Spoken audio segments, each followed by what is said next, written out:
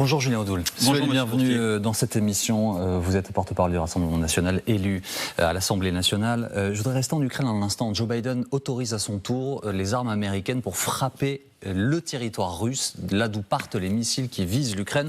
Emmanuel Macron avait déjà dit oui avant lui. La Suède le fait également, le Canada et d'autres pays. Est-ce que c'est la décision qu'il fallait prendre ? Non, c'est un pas de plus vers l'escalade. C'est le risque d'être embarqué dans un conflit mondial. Nous ne le souhaitons pas. Les Français ne le souhaitent pas d'ailleurs. Et on voit bien d'ailleurs que l'attitude d'Emmanuel Macron est totalement irresponsable et qu'il veut nous entraîner dans une guerre.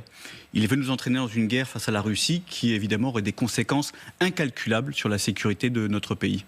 L'actualité à l'étranger était marquée également par l'interview de Benjamin Netanyahou hier sur cette antenne, le Premier ministre israélien qui redit sa détermination, qui nie l'aspect de colonisation en Cisjordanie, qui affirme que si les morts civiles sont tragiques à Gaza, c'est malheureusement ainsi qu'on fait la guerre face au Hamas. Est-ce que vous avez trouvé ces propos dans un sens constructif vers une issue pacifique ?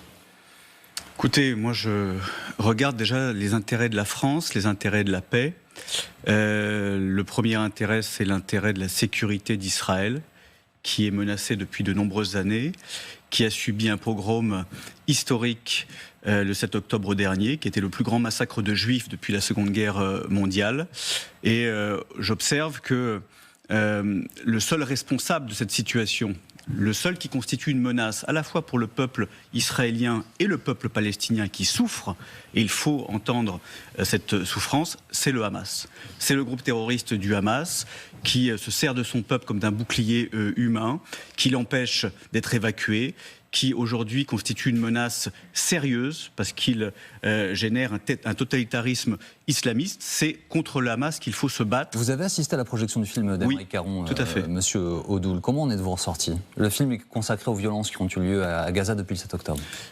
Alors je vais vous dire ce qui m'a choqué dans ce film. D'une part, c'est l'absence des députés de la France Insoumise qui, matin, midi et soir, instrumentalisent la souffrance des Gazaouis, du peuple palestinien, et qui, au moment où on projette ce film, sont absents parce qu'ils se foutent, finalement, de la vie des Palestiniens. Ils en ont besoin pour faire leur beurre électoral, ils en ont besoin pour cliver, pour diviser et pour instiller le chaos. Et ce qui m'a choqué aussi dans ce film, qui était bouleversant, parce que ce sont des images de guerre, parce que ce sont des civils, parce que ce sont des enfants, et en tant que père de famille, j'ai été choqué de voir ces enfants souffrir sous les bombardements. Ce qui m'a choqué, c'est que le Hamas est totalement occulté pendant 1h30. À aucun moment, Aymeric Caron ne contextualise ce film. À aucun moment, on ne voit une bannière du Hamas, on explique ce qui s'est passé le 7 octobre. On a l'impression qu'on a un État qui fait la guerre gratuitement contre une population innocente. C'est extrêmement choquant et je considère que véritablement ce montage, parce que c'est un montage, fait œuvre de propagande et ne participe pas à l'apaisement. Monsieur Audoul, revenons en France. On attend la notation Standard & Poor's sur la qualité de la note française, donc là aujourd'hui. Vous avez brandi la menace de la motion de censure, je dis vous, les élus du Rassemblement national. Est-ce que cette fois, l'ensemble des membres de l'opposition vont se mettre d'accord sur cet aspect-là pour faire tomber le gouvernement ? Visiblement, si on en croit François-Xavier Bellamy, les Républicains vont continuer d'être la béquille d'Emmanuel Macron. C'est-à-dire qu'ils ne voteront pas lundi. Si j'en crois les propos de Bellamy, ils ne voteront pas la motion de censure. C'est-à-dire qu'ils continueront d'apporter leur soutien au gouvernement. Pourtant, eux menacent justement précisément sur ce point du budget. C'est de la communication, comme à chaque fois. Les Républicains ont une peur bleue de revenir devant les électeurs. Les Républicains sont toujours là, effectivement, pour soutenir ce gouvernement depuis 2022. À chaque fois qu'il y a eu des motions de censure, il faut se rappeler qu'après la réforme des retraites, une motion de censure avait échoué à 9 voix. À cause des Républicains. Donc il faut qu'ils soient comptables aussi de ce positionnement et j'appelle les électeurs, les Républicains, qui ne souhaitent pas être la béquille d'Emmanuel Macron, qui ne souhaitent pas être les alliés objectifs d'Emmanuel Macron, à voter Rassemblement National le 9 juin prochain. Est-ce que vous parlez à vos confrères des Républicains à l'Assemblée ? Est-ce que vous essayez de les convaincre ? On a des discussions, bien évidemment, on parle en commission. Certains sont évidemment dans l'opposition très claire au macronisme. D'autres sont beaucoup plus ambigus parce qu'ils pensent à leur carrière avant de penser aux intérêts des Français. Et c'est malheureux, mais vous savez, en politique, il faut de la clarté. Et les Français attendent de la clarté. Et pourquoi les Républicains ont reculé année après année? Pourquoi ils en sont là, à ce niveau qui est quand même assez dramatique d'un point de vue électoral? C'est parce qu'ils ont trahi, c'est parce qu'ils n'ont pas été clairs, c'est parce qu'ils ont été ambigus. Et nous, on appelle leurs électeurs, justement, à prendre le chemin de la clarté, de l'opposition, de l'alternance, et à venir avec nous pour 2027. Est-ce qu'il est vraiment clair, votre programme pour les européennes, Julien Odoul? Si j'en crois les sondages, je pense que les Français considèrent qu'il est clair.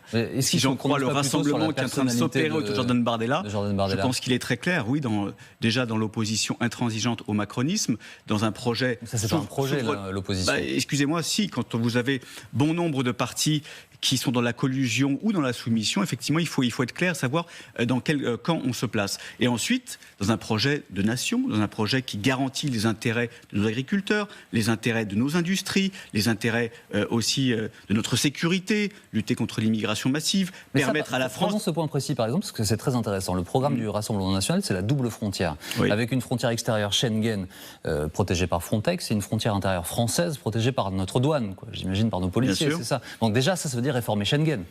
Là, il faut une unanimité. Mais vous savez, Jordan Bardella l'a exprimé assez clairement. Nous, ce que l'on souhaite, c'est véritablement, d'une part, refouler les bateaux de migrants, que Frontex ne soit plus une hôtesse d'accueil, mais véritablement un mur protecteur. Ça veut dire quoi, refouler? Pardonnez-moi, parce que c'est une expression, j'aimerais bien qu'on la clarifie, on l'entend souvent prononcer. Donc ça veut dire quoi? Vous faites juste faire demi-tour au bateau et peu importe où il part? Refouler, c'est déjà mettre en sécurité, d'une part. D'accord. Encore une fois, il faut mettre les personnes en sécurité qui seront instrumentalisées, qui sont victimes à la fois des passeurs, mais victimes aussi des complices des trafiquants. Alors vous les mettez en sécurité où?